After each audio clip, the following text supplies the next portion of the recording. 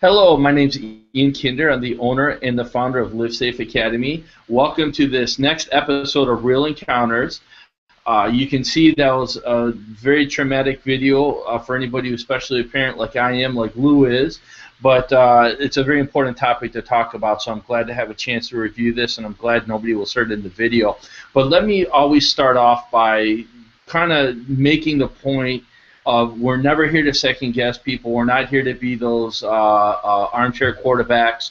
We're only here to use those videos as a reference for people so that, God forbid, you're in the same situation, we can talk about ways that you can protect yourself. And I'm here with Lou Kyoto of Gunfighters Limited. Lou, I'm always very grateful to have you as a part of these videos. You have such great feedback and a lot of real-world experience. So welcome, and I hope you're having a great day. Oh, thank you, Ian. I am, and I look forward to talking to you about this topic. Well, that was a very difficult video, I think, for folks to watch, particularly if they are parents, because that really is truly a nightmare. And there's a lot of things to discuss just in that short video clip. So why don't I throw the ball to you and let you kind of start off. What would you like to address first? Well, I think the first thing I would address is that no matter where you are, no matter what you're doing, you always have to be aware that anything can happen at any time. And a lot of times, it's life in the way that we live it. You are with your kids, you're having a good time. It's very easy to allow your mind to wander off the fact that there could be danger present.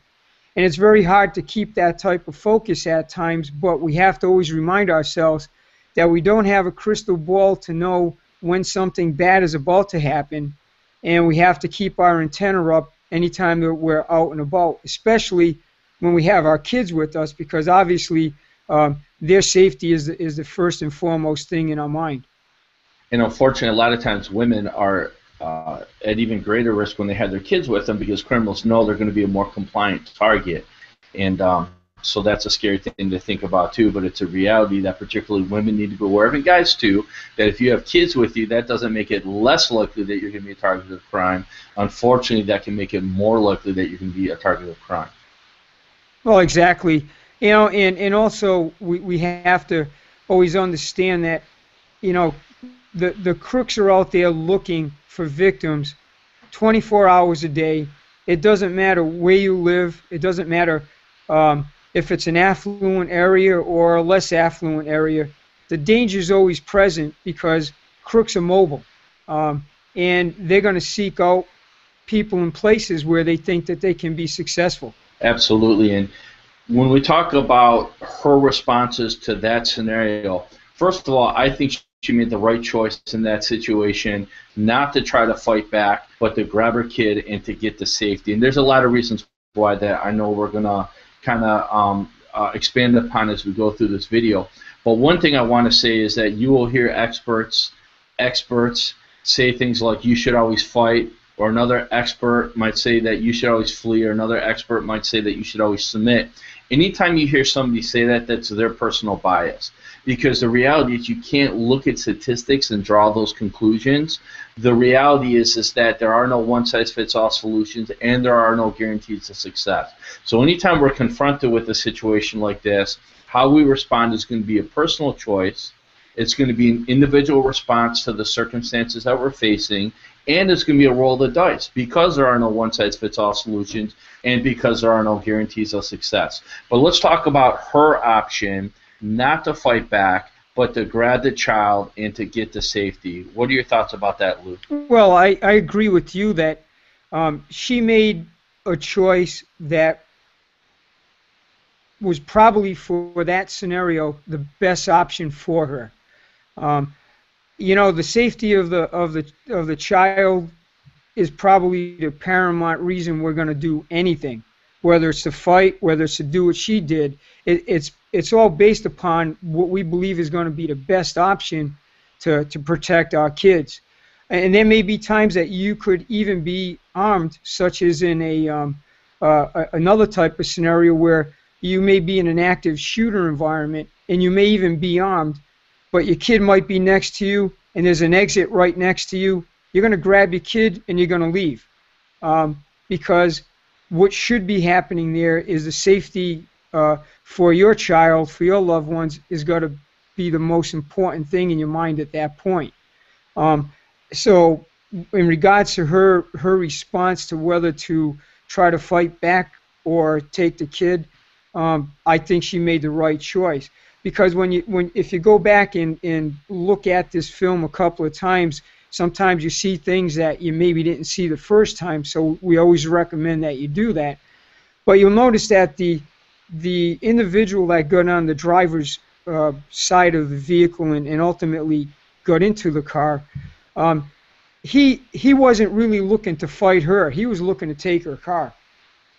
If he was looking to have attacked her personally, he had a window of opportunity where instead of going back to the driver's side door, he could have very rapidly just rounded the back of her vehicle and been right on top of her before she knew what was really going on there. And of course, with the second guy, that at that point she may have been completely unaware of that was actually at the scene, she could have been trying to confront this guy in one direction and got hit from behind. So, when I looked at that, I says, well, these guys were looking to take her car as opposed to necessarily take her. That's why I believe he got in the car. I could probably do a little bit of supposition on my part to say that he knew the kid was present when he got in the vehicle. As we had discussed off screen, she momentarily put her head and part of her body into the front seat area on the passenger side. Now, we don't know what transpired there, but there's a possibility that he even asked her for the keys, and she gave her the keys. We don't know what conversation happened there to where he could have, in a very quick half a sentence, say, get your kid out of the car. Because then at that point, she went back to the rear seat, pulled the kid out of the car, and tried to exit the area. So there's part of this picture we will never know about, sitting here. But it would lead me to believe that, one, they didn't really want to hurt her. They wanted the car, and they didn't want any part of kidnapping the child in the back seat. I had a student that had a similar type of thing happen to them, where she was out shopping, she gets home, she gets out of her car, she's got her toddler with her, and she says two guys came out of nowhere, put guns to both of their heads, separated them from each other, and then they asked her, what do you have that's valuable? And she gave them the valuables. And in my opinion, she made the right choice, because what are you going to do to them that they're not going to do to the toddler first? Now, we always have to be mentally prepared to shift gears. Even if the first best option seems like barring our way out of the situation, we may comply with them, and they may still try to hurt us, and it still may be necessary for us to say, we'll fight if we need to. But if the first best option is to try to buy your way out of that, then why wouldn't you do that? Because, again, what would she have done to them that they weren't going to do to the toddler first? And, in our Red Cross classes, Lou, we teach that when you're provided, one priority is to preserve your ability to render aid. Because if you lose the ability to render aid and that victim is dependent on you, then that victim's done, because they don't have the care that they needed you to provide, because you lost the ability to provide that aid. If she would have made the decision to fight back and she had lost, she would not have been able to protect her child. And just because we make the decision to fight back doesn't mean we get the win. Anytime you fight, it's a roll of dice. I don't care who you are or what you have for protection, what your level of training is, what you do for a living. It doesn't matter. Nobody is immune to injury or death. Everybody breaks, bleeds, and dies. So she might have lost an encounter. And if she did, then she couldn't protect her child. And protecting her child was her number one job, which she did, to her credit. The other thing is, even if you fight and win, you still may pay a price that's permanent. So if we have the ability to avoid the altercation, then we always want to do that. Because, again, even if we win, we still may pay a price that's very serious or even permanent. If we can avoid those injuries altogether, number one priority is to protect that child. And, again, I think she made the right choice in that regard.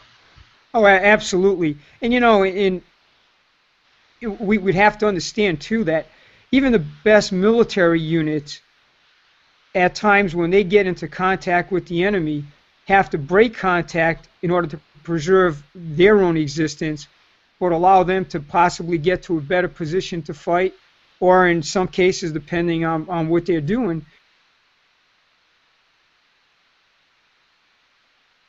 Your points about you don't know where any fight is going to lead, it is so true, because there's plenty of fights that happen where the outcome not only is unpredictable, but is completely unexpected, where you get someone that is extremely large in comparison to the person that they're attempting to make a victim, all of a sudden gets that one good shot in the throat or gets that one hard shot in the head, and it completely alters the fight. So you just never know what's going to happen there. So again, I think we're in complete agreement about her decision to get the kid and leave is probably the best choice. And then again, when you review the film, you have to go back to the fact that I think their main purpose was to take the vehicle. And I say this because they both, the two crooks were working in conjunction with each other. One of them maneuvered onto her before the other one did. So that would tell me that they had some kind of plan of action there. And he entered the vehicle without initiating a fight with her first. That tells me a lot about what they wanted to do there. If they were looking to really harm her, they would have went right for her. They would have disabled her and then take the car. So, you know, in her case, you know, the preservation of her safety and the child's safety, there's no question about it that was the right thing. I would go back to a couple of the things that you just talked about, and that even if she decided to fight these guys, one, she didn't know the existence of the second one, as it would appear until, and again, later could just mean 10 seconds, 15 seconds, because these things are all going to happen very, very rapidly. So, you know, in the case of her fighting, if she crawled in the car to fight with the guy that was now in the driver's seat, not knowing that this other guy was going to be coming in behind her, that wouldn't have ended really well for her. She would have been taken completely by surprise, and there's probably nothing much she could have done at that point. We didn't see weapons present from these guys, but that's not to say that they didn't have them. That's not to say that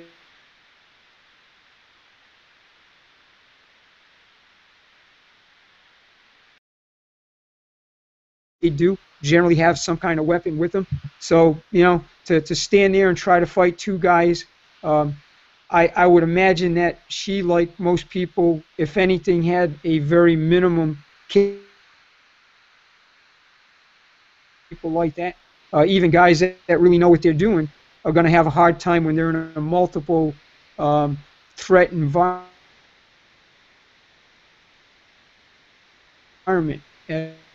Because the longer it continues, usually the worse it's going to get, the more likely that the defender is going to become exhausted or injured, the more likely that the level of violence is going to escalate. So the problem with that, dealing with multiple threats, is our ability to rapidly shut the threat down decreases when we have more than one person that we're dealing with. And of course, their ability to overwhelm us increases. Our ability to overwhelm them also decreases. So it becomes a real challenge there. Now, obviously, people defend themselves in situations like that, but you're surely at a disadvantage. And when you add the safety of that child, well, then now there's a whole other challenge there. What's your priority? Of course, it's the preservation of the child. Lou, I do want to talk a little bit about if she needed to fight back, what some of her options were. But before we get there, let's continue this scenario from the perspective that she did the right thing in not fighting back. Now that brings up two issues. Number one is that car. As soon as they get in that car, if she does what most people do, which is have the registration and the proof of insurance in the glove box, now they're going to know where she lives, and now they can come back and they can target her at a future date. I always keep I don't leave anything in the car that identifies the car to me, not that a criminal can access.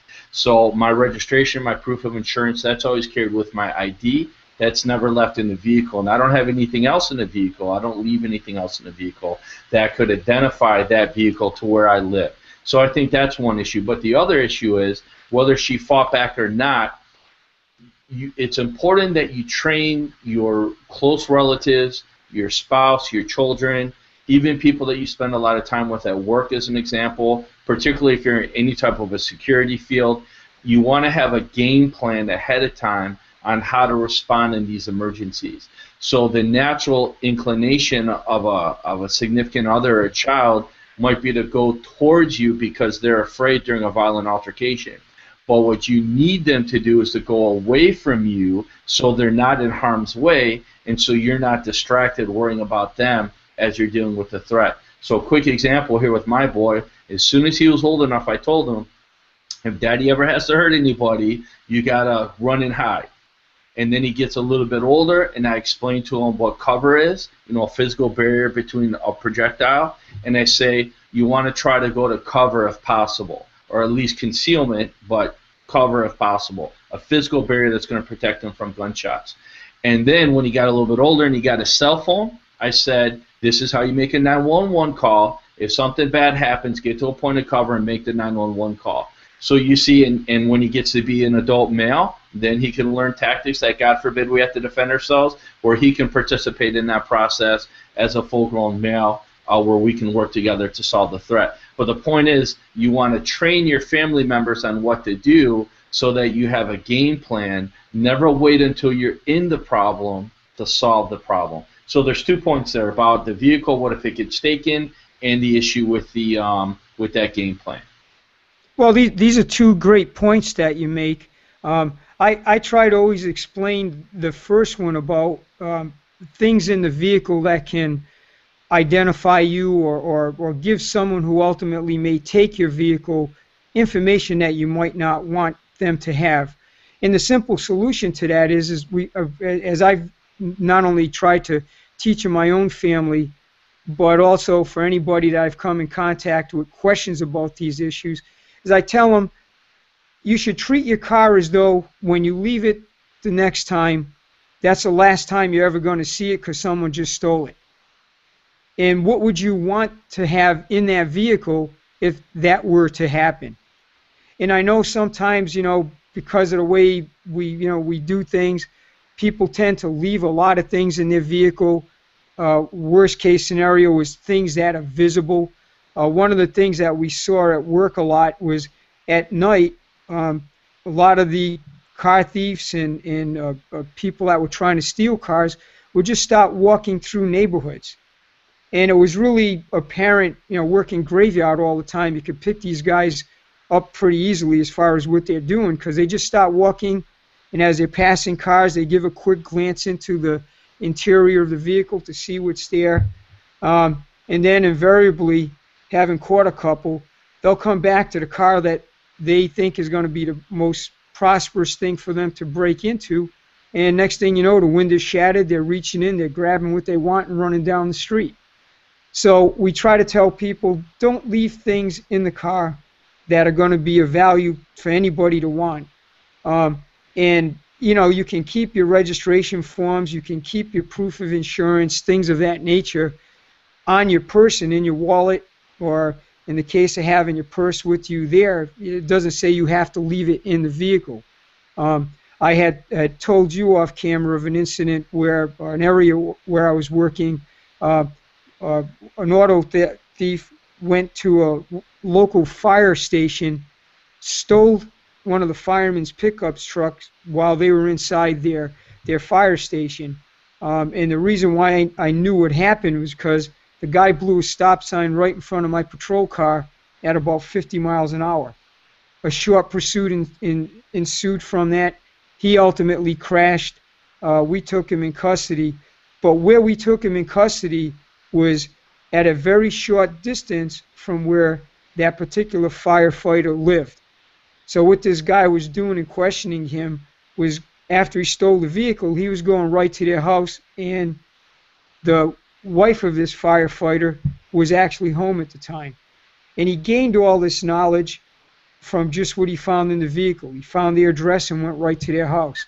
So, these are all issues that, you can try to mop up whatever's in your vehicle. It's not saying you're not going to have anything in there, but I would really take a hard look at what is there. And in that case, you might be able to save yourself from having a problem similar to that. And as far as the programming of your family, your kids about what to do when danger comes, I would only add to what you say to make it as simple as possible for them to understand, and have that code word, which could be something as simple as when you yell run, that they haul away from there as fast as they can. Because particularly if you're going to be withdrawing your handgun, or if it's a scenario where there's going to be that level of violence, you want them running away from it as rapidly as you can, and instruct them to go to the nearest place where people are, whatever you feel comfortable with. But it should be a game plan that you have already established. Absolutely. Now, let's talk about that scenario where, let's say she did have to fight back. So again, we both agree in the situation she was in, she made the correct choice. The number one goal of any scenario is the preservation of innocent life.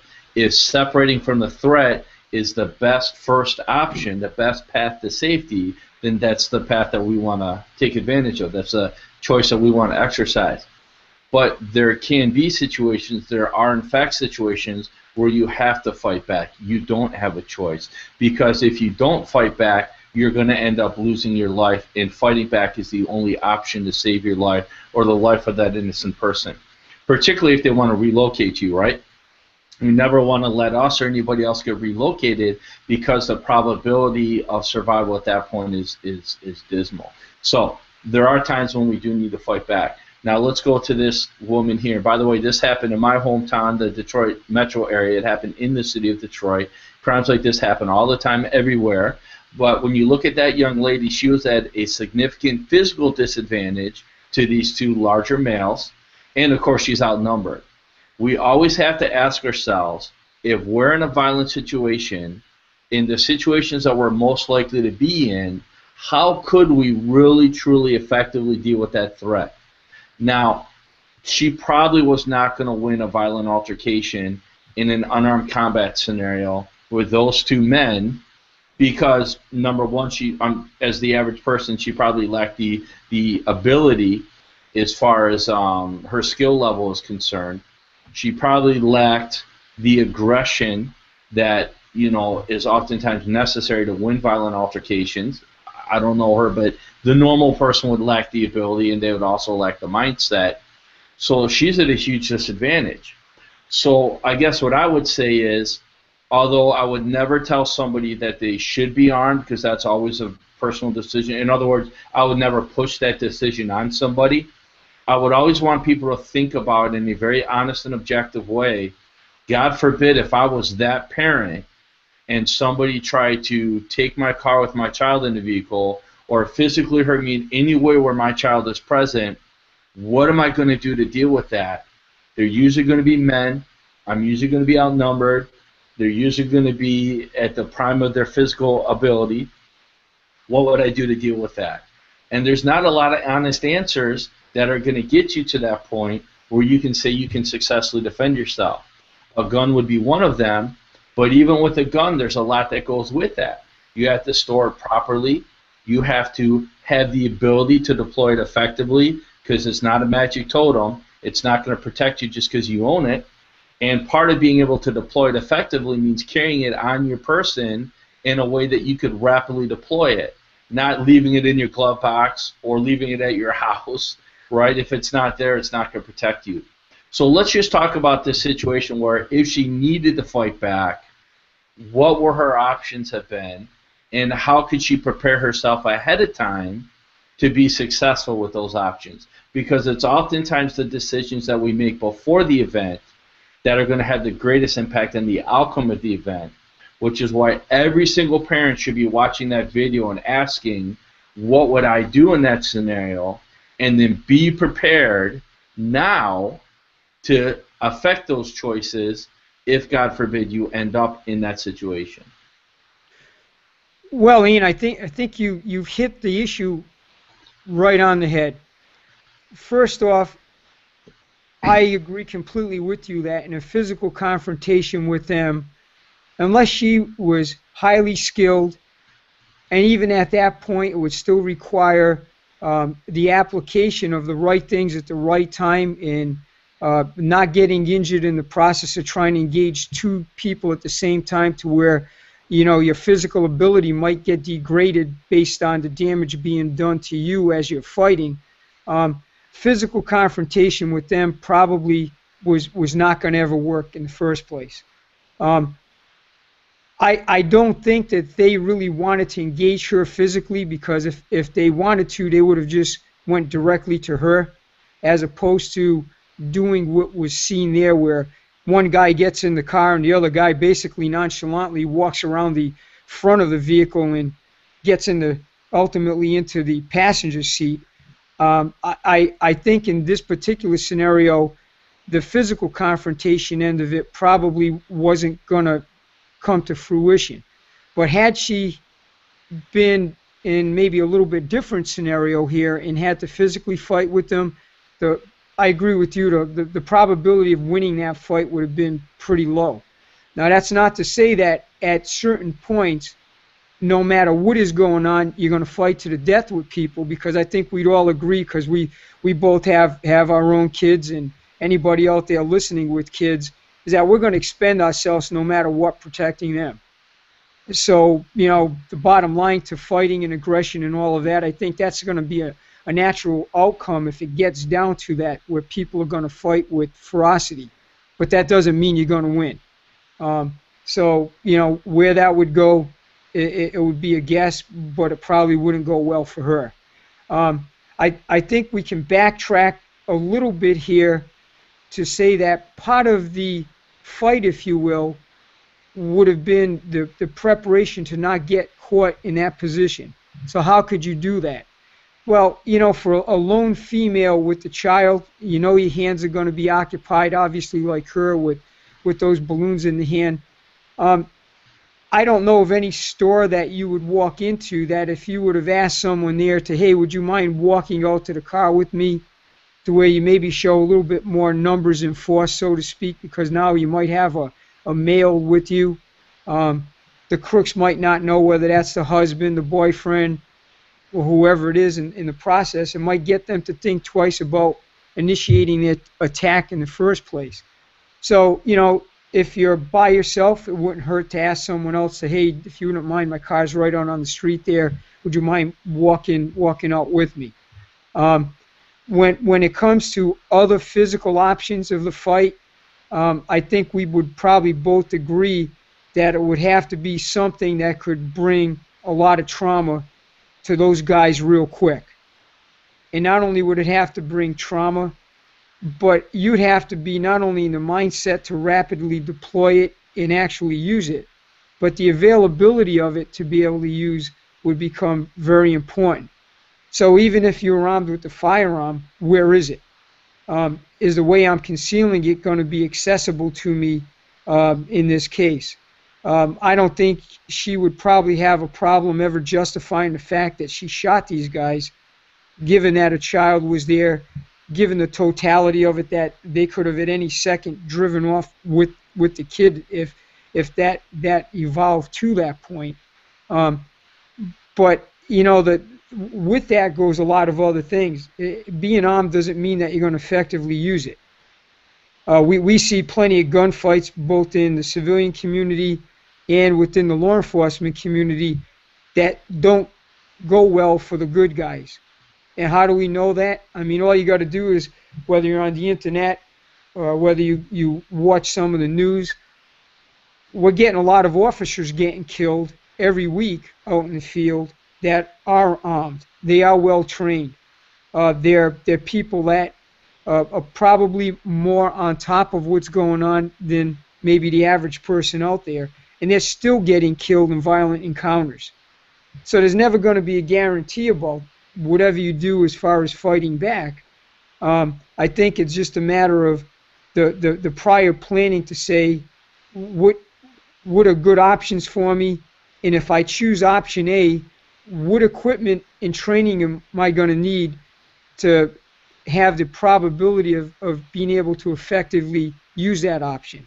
And I think that's probably the furthest you can go with it, because there's no guarantees of anything that you get into.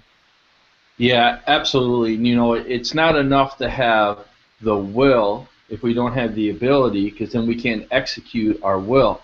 But it's also not enough to have the ability without the will, because then the ability is not going to work for us if we don't have the will to apply it. So my point of that is we need to have both. It's not just enough to say that we want to be safe. We have to have the ability to protect our safety. But it's also not enough to have the ability to protect our safety in the sense that we might be armed, or maybe we learn some self-defense skills, if we don't have the will to use those force options when needed. And I think that's an important thing to consider. And I just want to make, because usually people are walking around with one or the other. You know, they may have the will to fight back, but they don't have the ability to successfully fight back, where other people may be perfectly equipped to fight back, but they don't have the will to fight back. And I think we need to have both there. But I just want to make two very last points here. If you go back to our very first episode of Real Encounters, where we had that home invasion video, this lady executed the correct action that lady should have executed, which was to grab her daughter at the first opportunity and vacate, get to a safe place, and immediately report the crime.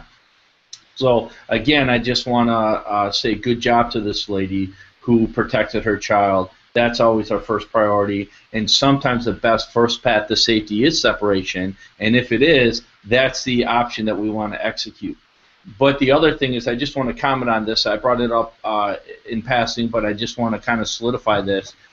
Folks who carry guns or have guns oftentimes don't have the gun in a state of readiness that they can rapidly deploy it. So they might, I know plenty of people, not through my coaching, but through their own decisions, and these are not my students, by the way, but just folks that I know that have guns, that keep guns in their glove box. And I don't mean an extra gun in the glove box. I mean that's the gun. It's in the glove box. I think that's very unrealistic to think that you're going to be able to deploy a gun rapidly from a glove box. The other thing is, they might carry it in their purse. Now, I understand the way that some folks dress. That purse might be the only option for them.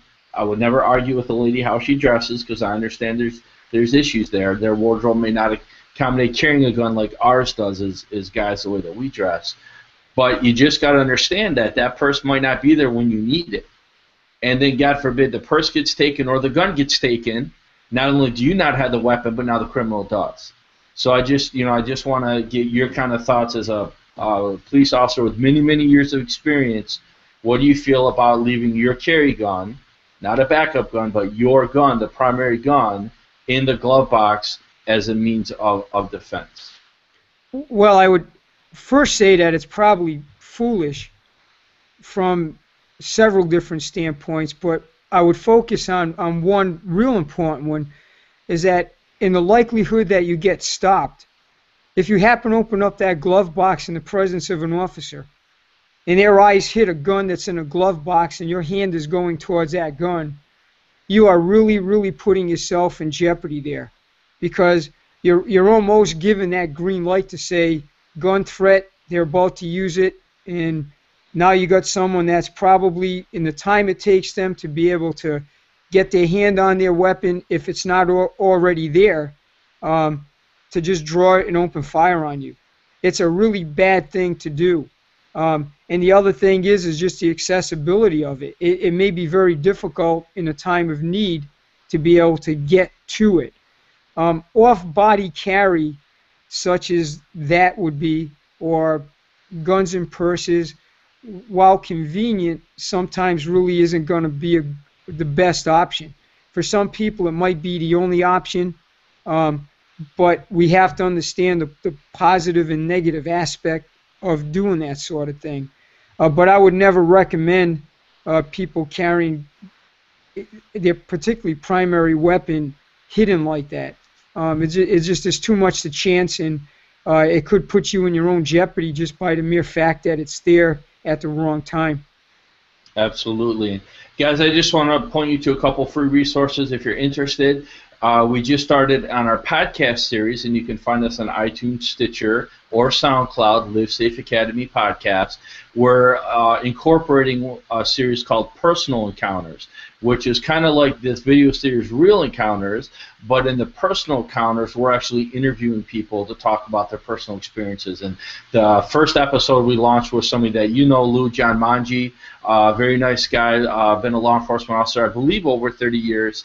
And you know, going back with a lot of personal experience, and he was able to share those experiences with people and talk about kind of the lessons that he thought would be applicable to folks if they found themselves in a similar type of a situation. It's great to be able to sit down and interview these folks and go into more detail than what we can just get from a video clip. So it's nice to watch a video clip. That's very informative. It's also nice to have a podcast where we can go a little bit deeper and talk directly with people who are sharing their own experiences. So I just want to point that out to folks. And Lou, do you have any last comments that you want to make on this? Yes, I would. And my last comment is that the lady won. And I think particularly in a commentary type of presentation like this, we have to always understand that the victory is the fact that she was able to extract her child, get out of the area. There wasn't a scratch on either one of them, and the only thing that was maybe the loss here, potential loss, would be her vehicle, which is a piece of property that, you know, can be dealt with later with insurance or with other means. But the reality of real life is that, you know, these victories, as you saw happen here, have to be the overriding thing that we focus on.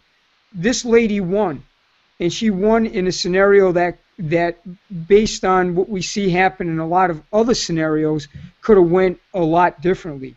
She could have been kidnapped along with the kid by just getting knocked in the vehicle, and they take off, and now she's at their mercy. They could have taken off with just the kid in the car. I mean, there's so many different branches that this thing could have followed. But we have to always focus on the fact that under the pressure of the scenario, she made the right choice under that pressure. She kept the important thing straight, which was the safety of her child, and I give nothing but commendation to her for doing that. Absolutely. The only virtue in violence is victory, and the best victory is a victory without violence. So she did a very good job protecting that child. Hats off to her. Parents, always think about what you would do in a similar type of a situation. Never wait till you're in the problem to solve the problem. Always try to have the solution ahead of time. Use your imagination.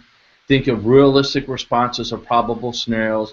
Always be honest and objective about those solutions so that you're actually capable of solving those problems, because again, the decisions we make before the altercation are often going to have the greatest impact on the outcome of that altercation. Plan ahead, be prepared, and be safe. Lou, thank you so much for being a member of another one of these Real Encounter videos. I'm really enjoying this series. If folks want to get a hold of you, what's the best way to do that? Well, the best way to do it would be to either contact me via my website, which is on the screen, or direct calls to me will always be answered, which is at 619-482-1786. If I'm not there, just leave a message and I'll always get back to you. We also have a Facebook page that you can drop a message on. And again, the email address is right there in my website. Great, excellent, Lou. If folks have an interest in bringing you out to train their department, or they want to set up classes anywhere in the country, they have that direct access to you. I think that's fantastic. You're such a treasure. I say that. I know you don't like the compliments, but you really are a national treasure with the experiences that you've had and how openly you share those experiences with good people, whether it be law enforcement or the public, because you want to protect that innocent life. And that's why I'm so glad to have a chance to have you be a part of these resources so we can help keep people safe. And for the viewers out there, thank you so much for taking the time to watch this video. Share these videos with friends. Let other folks watch these. Help spread the word. Subscribe to our YouTube channel, join our email list so that you get not just our videos, but our podcasts and our articles. And of course, you can always contact us if you want to set up training either over the internet or in person, livesafeacademy.com. We travel all around the world as well. Lou, have a wonderful day. Viewers, be safe. Thank you so much. Bye-bye. Would you like to connect with Live Safe Academy, LLC? Would you like to help us spread the word so we can help more people? Go to livesafeacademy.com/connect to join our email list, subscribe to our podcast on iTunes, subscribe to our YouTube channel, like us on Facebook. Get free safety information and learn more about our classes and premium online learning opportunities. Because you have the right to be safe, no one has the right to hurt you, and you are worth protecting.